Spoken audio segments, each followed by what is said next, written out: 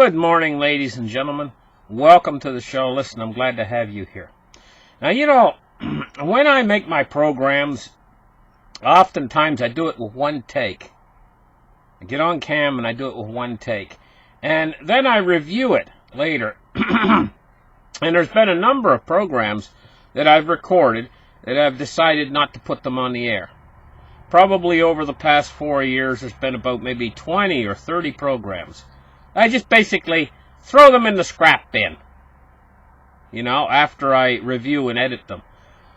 I always review it before I put it on the air. Now, here's the thing. Last night, I was recording the show, and this show is one of those ones where I don't know. Should I throw it away and not put it on the air and record a different show, or should I play it, And I was kind of like a little bit on two minds, whether to throw it away or not play it. But I decided to put it on the air and let all you guys see it anyway.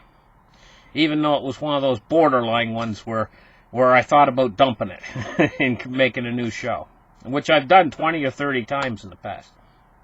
Probably, or maybe more. I haven't counted them. I've lost count of how many I've dumped in this trash bin. Different shows, when there's just something in it that, anyway.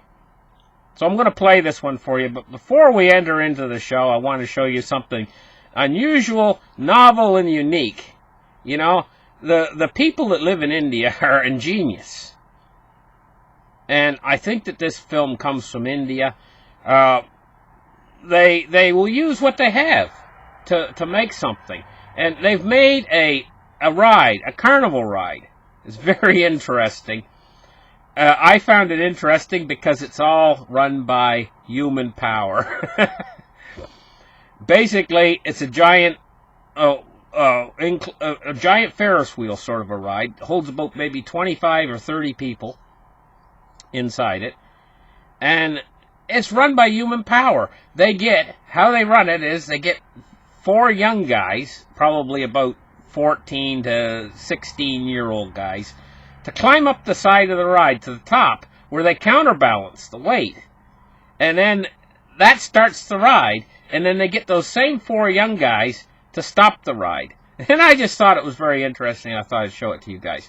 And then I'm going to run the show after you guys watch the carnival ride in its entirety. So listen, thank you guys for listening to my show. Give me a thumbs up when it's over. And here's the show I nearly put in the scrap bin. Bye-bye, guys.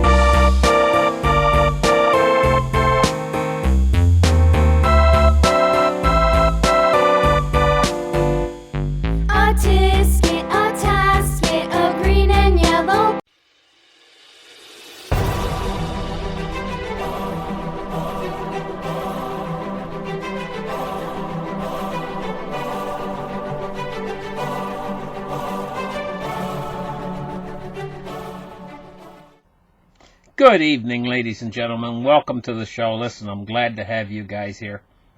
Somebody made a Bitcoin donation to my channel. I really appreciate it. Thank you very much. My audience out there, honest to goodness, really great audience, and I'm really thankful to have you guys watch my show every day. Appreciate every one of you, and I really appreciate your comments in the comment section. I try to read them all.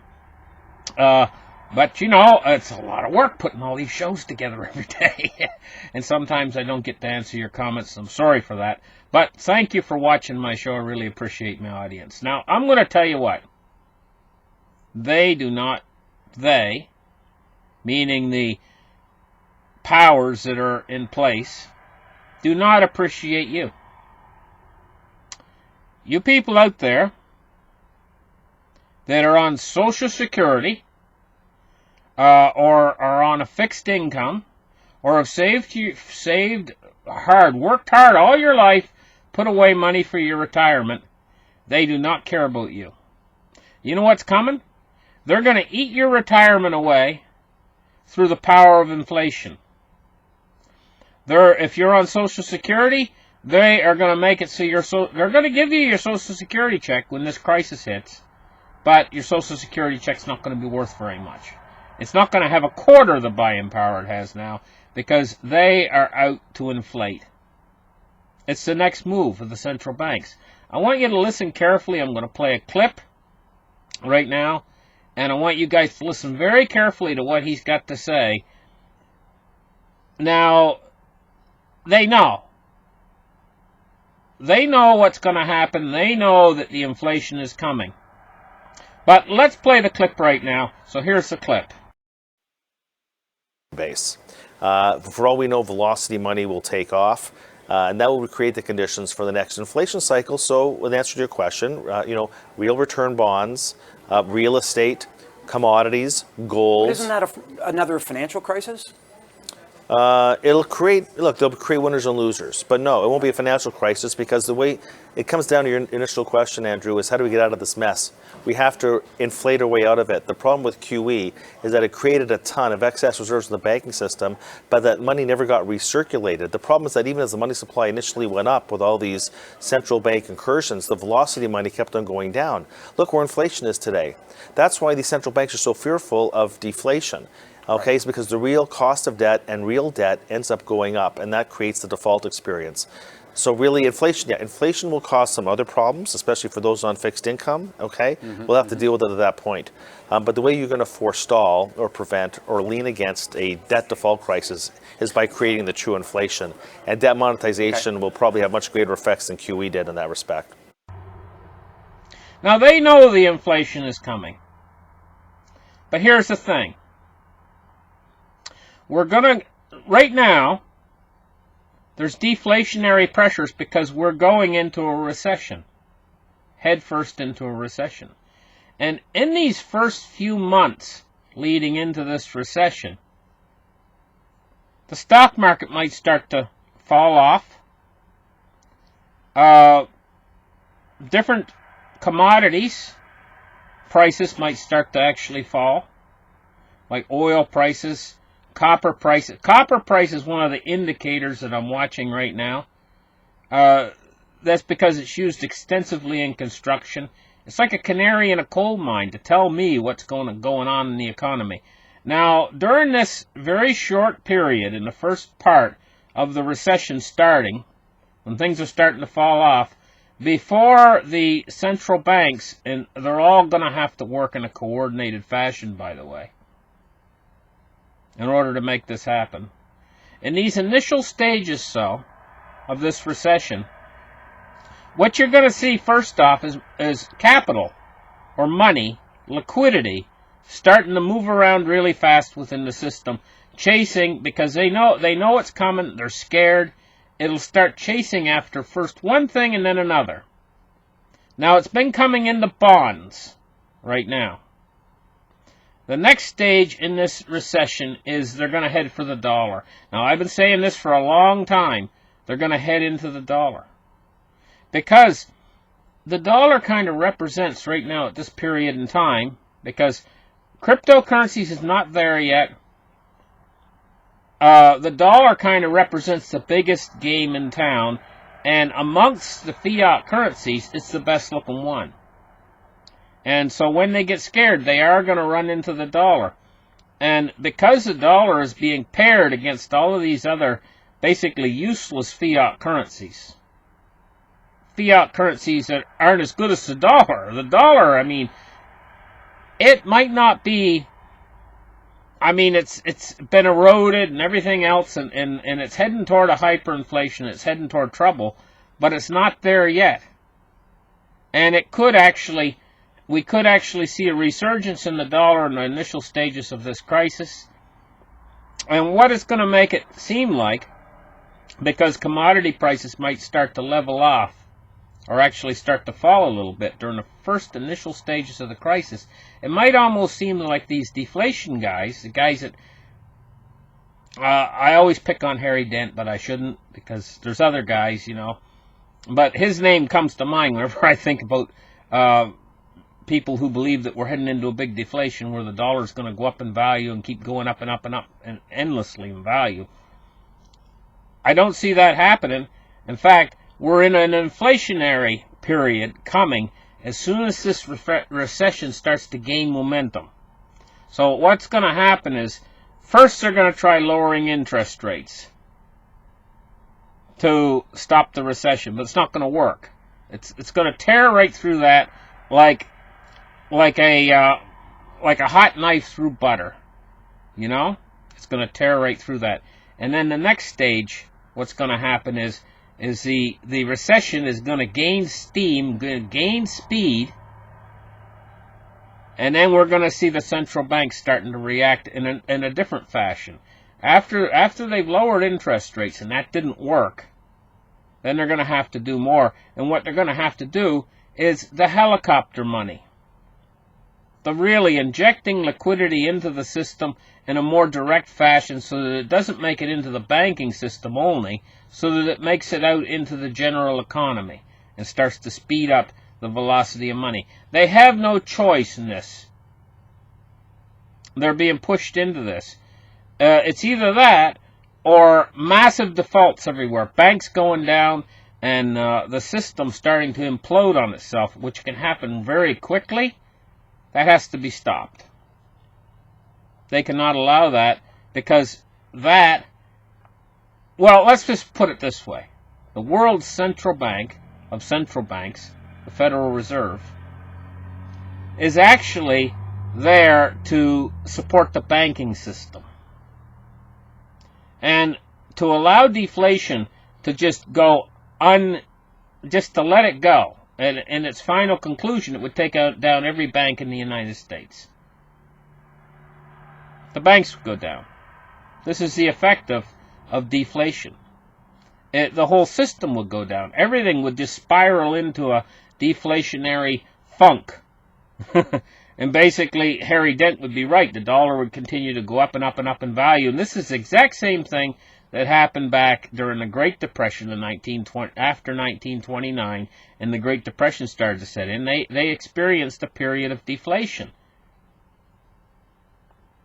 We're not going to have that luxury of deflation. I shouldn't say luxury.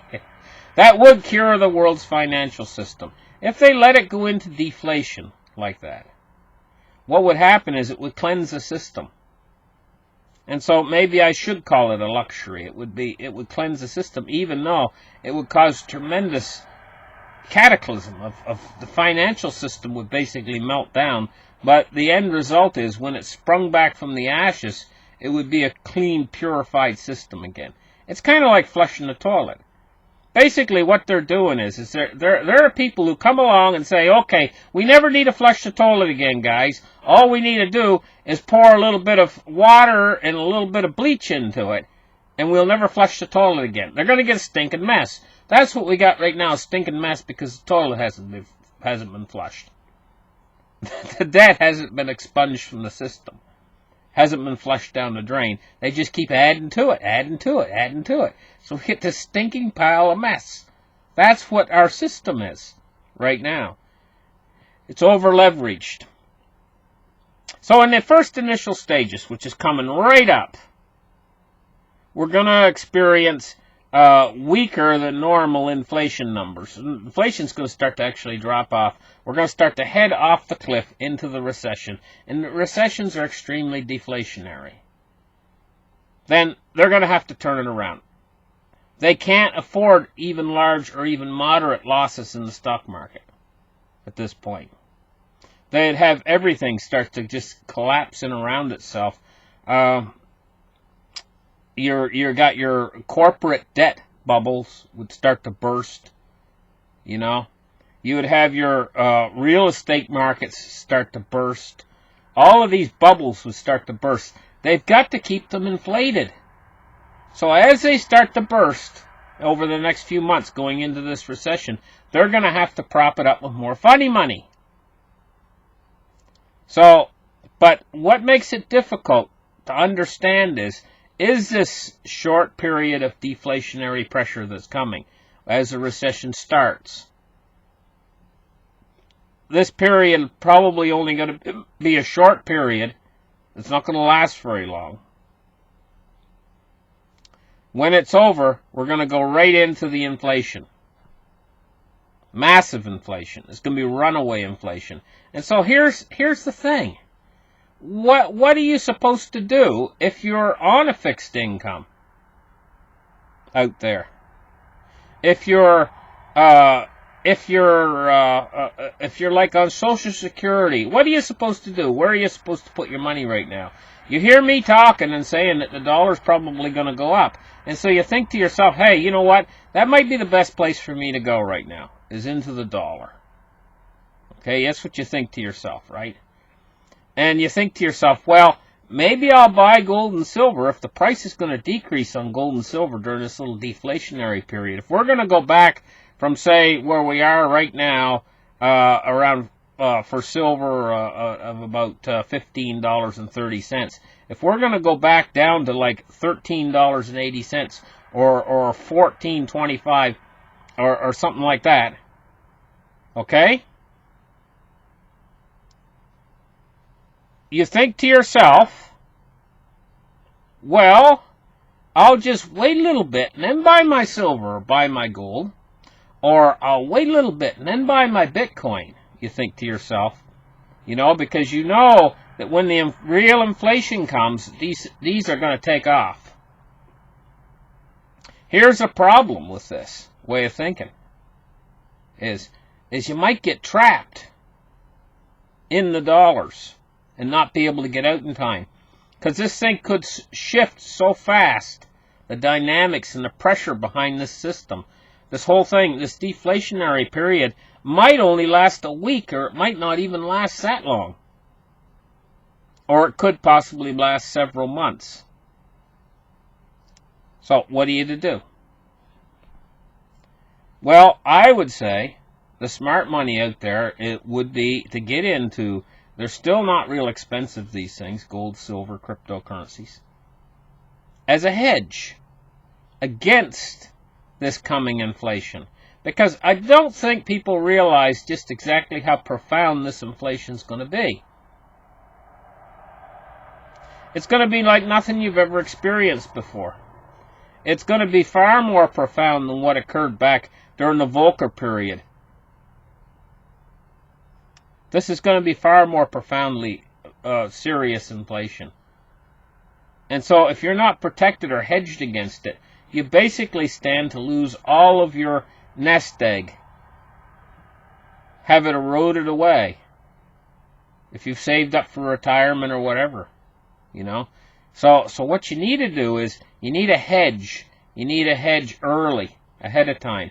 And then you can ride this out, this little deflationary period. And sure, you might see these assets that you've purchased, like cryptocurrency, gold, and silver, actually go down a little bit. But hang on. Do what's called HODL, and hanging on for dear life. Because on the other side of this, we're going to come into the inflation. And this might actually move so fast, you might not actually be able to get into the physical gold or silver, especially silver. And cryptocurrencies. Let's talk about cryptocurrencies for a minute before I go. Cryptocurrencies, it's a little bit hard to gauge which direction they're going to move, even as we're going into this recession and this deflationary period. Because, for one thing, it's the best performing asset class of the year. Money's looking for a home right now. You know, and so some of the money that's moving, and this liquidity is chasing yield right now, tremendously chasing yield. They're chasing yield. They're moving into the bond market right now. That could all come to a stop, and they might start moving into the dollar, and they might start moving into gold and silver a little bit, and they might start moving into cryptocurrencies. But then again, on the other hand, it's a little bit hard to gauge just yet which direction during this deflationary period gold, silver, and cryptos are going to go. But there's a strong possibility that all three might start to move downwards during a deflationary period that's not going to last very long, remember. But on the other side of that, they're going to go up, and they're going to go up enormously in value. So, I mean, if you do buy into gold, silver, or cryptocurrencies, be prepared for this little deflationary period where those assets just might move down a little bit before things turn around, before the central banks all capitulate at the same time. They're gonna all have to work in unison. Listen, thank you guys for listening. Like and subscribe, and we'll catch you guys in the next show. Bye-bye.